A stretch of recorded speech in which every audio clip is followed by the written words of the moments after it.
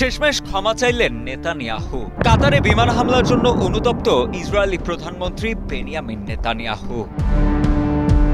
সম্প্রতি কাতারের প্রধানমন্ত্রী মোহাম্মদ বিন আব্দুল রহমান আল থানির কাছে ক্ষমা চাওয়ার পাশাপাশি ভবিষ্যতে কাতারে আর কখনো হামলা করা হবে না বলেও প্রতিশ্রুতি দিয়েছেন ইসরায়েলি প্রধানমন্ত্রী বেনিয়ামিন নেতানিয়াহু। ৩০ সেপ্টেম্বর তুরস্ক ভিত্তিক বার্তা সংস্থা আনাদুলু এজেন্সিতে প্রকাশিত এক প্রতিবেদনে জানা যায় এসব তথ্য। প্রতিবেদনটিতে হোয়াইট হাউসের বরাতে বলা হয়, প্রেসিডেন্ট ডোনাল্ড ট্রাম্পের সঙ্গে বৈঠকের সময় তার উপস্থিতিতেই কাতারের প্রধানমন্ত্রীর সঙ্গে টেলিফোনে কথা হয় নেতানিয়াহুর। সে সময় কাতারে হামলার জন্য ক্ষমা চান ইসরায়েলি এই প্রধানমন্ত্রী। এছাড়া কাতারের সার্বভৌমত্ব লঙ্ঘনের জন্য অনুতাপ প্রকাশ করেছেন তিনি।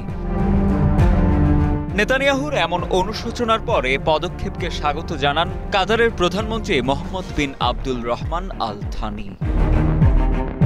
এর আগে গত ৯ সেপ্টেম্বর কাতারের রাজধানী দোহায় একটি আবাসিক ভবনে বিমান হামলা চালায় ইসরায়েলি প্রতিরক্ষা বাহিনী আইডিএফ।